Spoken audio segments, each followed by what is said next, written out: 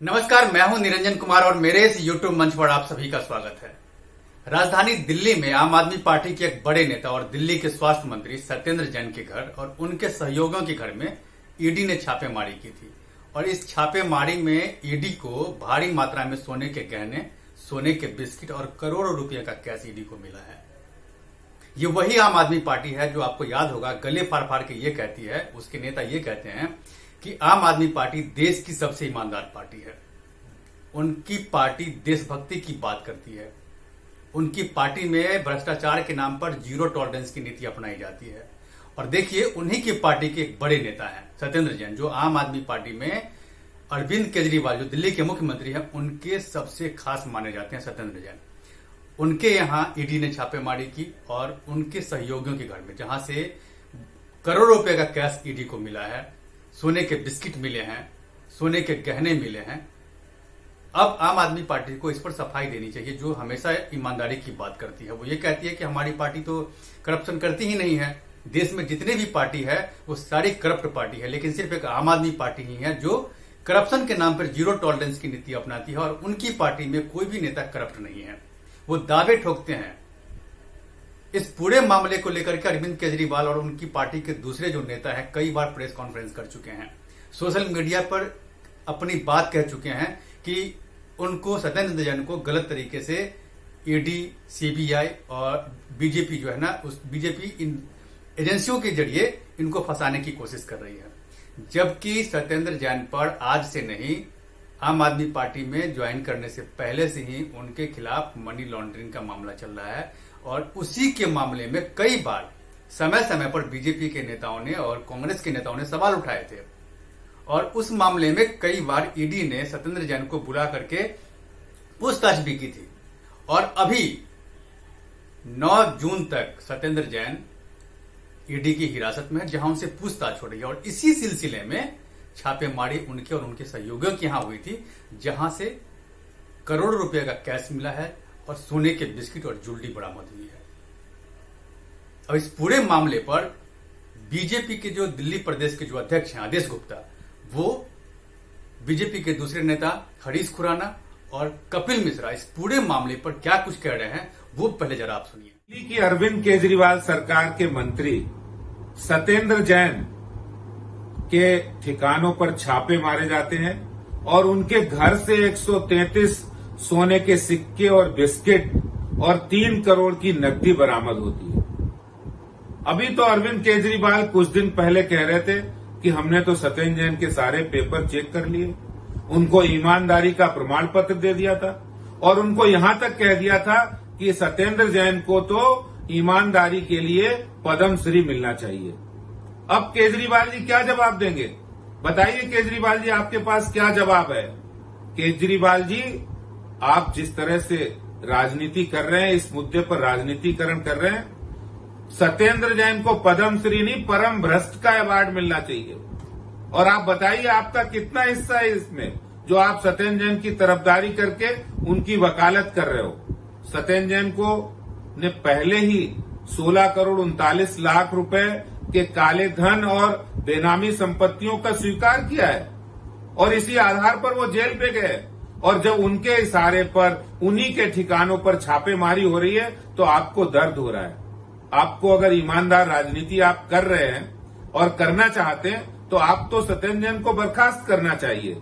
इस मुद्दे पर आप राजनीति करना बंद कीजिए और अगर आपके अंदर हिम्मत है ईमानदारी की तो आप सत्येंद्र जैन को बर्खास्त करिए और आप कहिए अगर आप ईमानदार हैं तो आपको धैर्य आना चाहिए। इस तरह से आप जो राजनीतिकरण कर रहे हैं ये मुद्दे को भटकाने की कोशिश कर रहे हैं। बड़ी मात्रा के अंदर कैश और बड़ी मात्रा में गोल्ड बरामद हुआ है सत्येंद्र जैन के खासम खास के यहां से ईडी के द्वारा।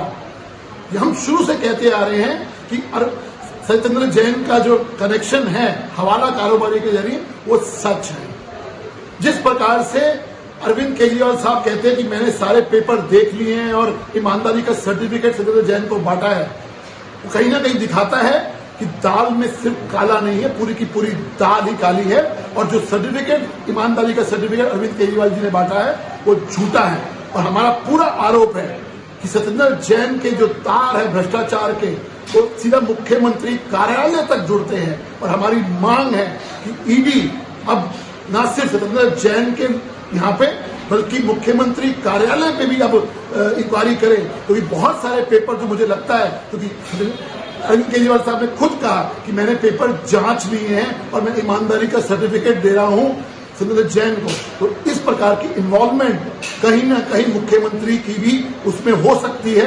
इसलिए ईडी से मांग है कि कृपा करके आप सत्येंद्र जैन के साथ साथ मुख्यमंत्री अरविंद केजरीवाल जी के घर पर भी छापा मारकर रिकवरी करने की कोशिश करें। ईडी को करोड़ों रुपए कैश, सोने के सिक्के ये मिले हैं सत्येंद्र जैन के यहां से छापेमारी में, और इनको पद्मश्री दिया जा रहा था केजरीवाल के द्वारा। पद्मश्री दे दो ईमानदारी का। ये ईमानदारी है तो भ्रष्टाचार क्या होता है, करप्शन क्या होता है? मैं 5 साल से बार बार इस केस को पब्लिक के सामने, मीडिया के सामने रख रहा हूं। ये काले धन का मामला, ब्लैक मनी का मामला, शेल कंपनी, बेनामी प्रॉपर्टी, उसका ये काला धन सत्येंद्र जैन ने इकट्ठा किया है। और केजरीवाल जी की मजबूरी है बार बार सत्येंद्र जैन को क्लीन चिट देना, क्योंकि वो पार्टनर इन क्राइम है। इसीलिए वो जब से सत्येंद्र जैन अरेस्ट हुए हैं तब से रोज प्रेस कॉन्फ्रेंस करना, कश्मीर तक के नाम पे रैली कर डाली, जो कश्मीरी पंडितों का मजाक उड़ाते थे, क्योंकि उन्हें पता है कि सत्येंद्र जैन केवल एक छोटा सा एग्जाम्पल है केजरीवाल के करप्शन का। असली मास्टरमाइंड, भ्रष्टाचार के जो तार है वो दिल्ली के मुख्यमंत्री की कुर्सी तक जाते हैं। और इतनी बार सत्येंद्र जैन को क्लीन चिट देने के बाद आज जब काला धन, सोना, करोड़ों रुपए कैश ये छापेमारी में निकला है, तो मुझे लगता है कि नैतिक जिम्मेदारी बनती है अरविंद केजरीवाल की कि अपनी कुर्सी को छोड़े और इस्तीफा दे। आदेश गुप्ता साफ साफ ये कह रहे हैं कि आम आदमी पार्टी के जो मुखिया हैं अरविंद केजरीवाल, वो ये कह रहे थे कि सत्येंद्र जैन बहुत ही पाक साफ है, उनको सर्टिफिकेट दे रहे थे कि जो उनको तो पद्मश्री का सम्मान मिलना चाहिए। अब इसी पूरे मामले पर आदेश गुप्ता का यह कहना है कि उनको पद्मश्री नहीं, ईमानदारी का पद्मश्री नहीं, बल्कि करप्शन का पद्मश्री सत्येंद्र जैन को मिलना चाहिए। जबकि हरीश खुराना और कपिल मिश्रा का साफ साफ कहना है कि वो तो छोटी चिड़िया है सत्येंद्र जैन, जबकि इसमें जो सबसे बड़ी मछली है वो अरविंद केजरीवाल है। और अरविंद केजरीवाल तक जान जानी चाहिए, तभी पता चलेगा कि अरविंद केजरीवाल बार बार सत्येंद्र जैन को क्यों बचाने की कोशिश कर रहे हैं, बार बार उनको लेकर के प्रेस कॉन्फ्रेंस क्यों कर रहे हैं। अगर अरविंद केजरीवाल को यह लग रहा है कि वाकई में सत्येंद्र जैन ईमानदार शख्स हैं और उनको राजनीतिक कारणों से उनको फंसाया जा रहा है, तो उनको ईडी की जांच तक उनको इंतजार करना चाहिए। और जब ईडी पूरी जांच कर लेगी, उसके बाद दूध का दूध और पानी का पानी हो जाएगा कि जो आरोप उन पर लगे हैं और जिस आरोप में सत्येंद्र जैन के खिलाफ कार्रवाई हुई है और उनके खिलाफ जांच चल रही है, छापेमारी हो रही है, उसमें अगर वो पाक साफ मिलते हैं तो फिर अरविंद केजरीवाल जो बोल्ड है उसमें सच्चाई है। लेकिन जिस तरह से अरविंद केजरीवाल लगातार प्रेस कॉन्फ्रेंस करके और अपने उस नेता का बचाव कर रहे हैं, इससे साफ ये नजर आ रहा है कि कहीं ना कहीं अंदर से अरविंद केजरीवाल को डर है और वो बौखलाए हुए हैं कि कहीं उनका राज न खुल जाए। इसीलिए बार बार वो प्रेस कॉन्फ्रेंस करके आम आदमी पार्टी बीजेपी पर कटाक्ष कर रही है, बीजेपी पर यह आरोप लगा रही है कि बीजेपी इन सारी एजेंसियों का, ईडी, सीबीआई जैसी एजेंसियों का वो इस्तेमाल कर रही है, गलत इस्तेमाल कर रही है, ये कहना है बीजेपी नेताओं का। जबकि अरविंद केजरीवाल इस पूरे मामले पर उनका यही कहना है कि बीजेपी चाहे, प्रधानमंत्री नरेंद्र मोदी चाहे तो वो आम आदमी पार्टी के सभी नेताओं के खिलाफ वो कार्रवाई कर सकते हैं, उनको जेल में रख सकते हैं। लेकिन अभी वो बदले की कार्रवाई कर रहे हैं। अरविंद केजरीवाल तो यहां तक नहीं रुके, उन्होंने तो ये भी कह दिया कि प्रधानमंत्री नरेंद्र मोदी के पास ईडी है, सीबीआई है, उसके जरिए वो हमारे ऊपर हमले कर रहे हैं, जबकि हमारे पास भगवान है। मतलब वो अब भगवान की बात कर रहे हैं। तो जब आपको भगवान पे इतना भरोसा है तो आपको इंतजार करना चाहिए, जब तक कि जांच साफ नहीं हो जाए, जांच खत्म नहीं हो जाए, तब तक आपको इंतजार करना चाहिए। अब इसी पूरे मामले पर सिर्फ बीजेपी ही नहीं, कांग्रेस की नेता अलका लांबा ने भी आम आदमी पार्टी पे सवाल उठाए हैं, अरविंद केजरीवाल पे सवाल उठाए हैं। अलका लांबा ने सीधा सीधा यही कहा है कि उनके जितने भी नेता हैं वो सारे करप्ट है। उन्होंने जितेंद्र सिंह तोमर भी के समय में भी वो साफ साफ यही कह रहे थे कि जितेंद्र सिंह तोमर के पास जितनी भी डिग्रियां हैं वो सारी डिग्रियां बिल्कुल सही है। और यही बात अभी सत्येंद्र जैन को लेकर के कह रहे हैं कि उनके सारे पेपर का मैंने छानबीन किया था, उनकी जांच की थी और उसमें वो पाक साफ हैं। तो जब अरविंद केजरीवाल किसी भी नेता को, अपनी पार्टी के नेता को सीधे सीधे कह देते हैं कि उनकी पार्टी के नेता तो कोई करप्ट नहीं है, वो है कौन? वो कौन होते हैं जो ये सब जांच करने वाले हैं? ईडी जांच कर रही है, सीबीआई जांच कर रही है, उनको इस पर इंतजार करना चाहिए, उनको भरोसा रखनी चाहिए। लेकिन दरअसल क्या है कि वो करप्ट है, उनकी पार्टी के तमाम नेता, और इसीलिए अरविंद केजरीवाल बार बार जो है अपने नेता का बचाव कर रहे हैं। और इस पूरे मामले पर आम आदमी पार्टी के जो प्रवक्ता हैं सौरभ भारद्वाज, उन्होंने किस तरह से सत्येंद्र जैन का बचाव किया और बीजेपी पर कटाक्ष किया है, वो जरा आप सुनिए।